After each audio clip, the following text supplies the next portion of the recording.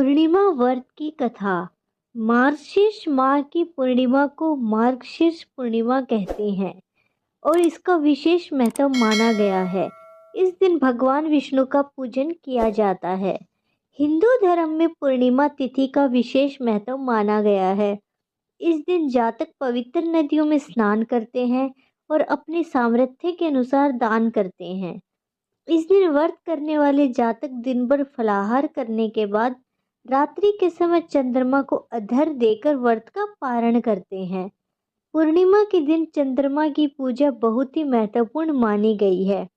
कहते हैं इस दिन चंद्रमा का पूजन करने से व्यक्ति को मानसिक कष्टों से छुटकारा मिलता है और भगवान विष्णु की कृपा बनी रहती है। 25 दिसंबर को साल की आखिरी पूर्णिमा का व्रत रखा जा रहा है और इस दिन व्रत करने वाले जातक को भगवान सत्यनारायण की कथा सुननी व पढ़नी चाहिए, तभी यह व्रत पूर्ण माना जाता है। काशीपुर नगर के एक गरीब ब्राह्मण को भिक्षा मांगते देखकर भगवान विष्णु जी स्वयं एक बूढ़ा ब्राह्मण बनकर उनके पास गए और उनसे कहने लगे, हे विप्रे, श्री सत्यनारायण भगवान मनोवांछित फल देने वाले हैं, तुम उनका व्रत पूजन करो, जिसे करने से मनुष्य सब प्रकार के दुखों से मुक्त हो जाता है।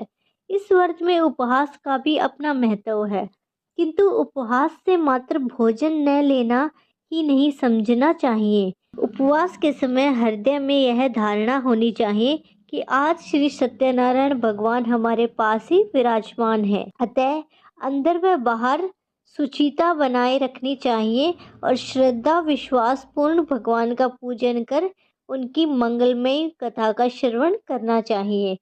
श्री सत्यनारायण की कथा बताती है कि व्रत पूजन करने में मानव मात्र का समान अधिकार है, चाहे वह निर्धन, धनवान, राजा हो या व्यवसायी, ब्राह्मण हो या अन्य वर्ग, स्त्री हो या पुरुष।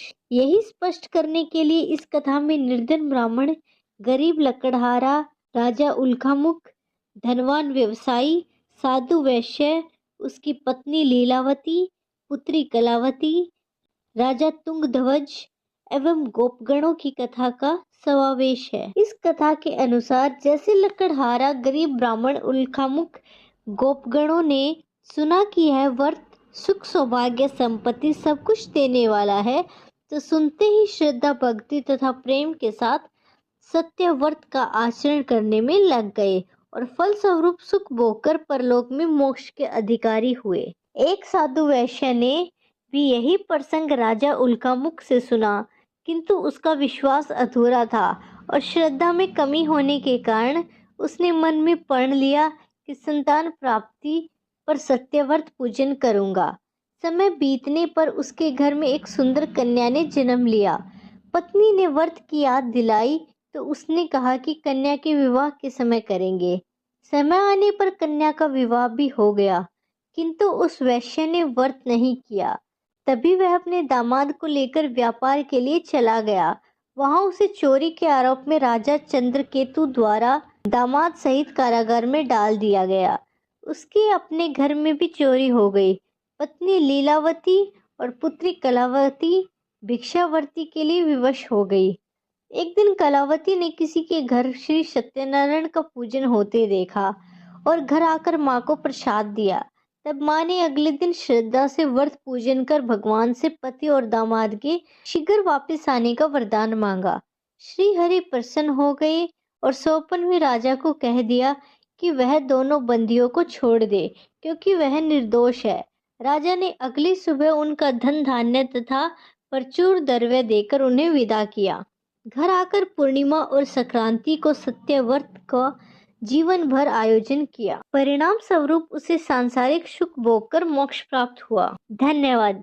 यह कथा आपको अच्छी लगी हो तो चैनल को सब्सक्राइब और वीडियो को लाइक जरूर करें।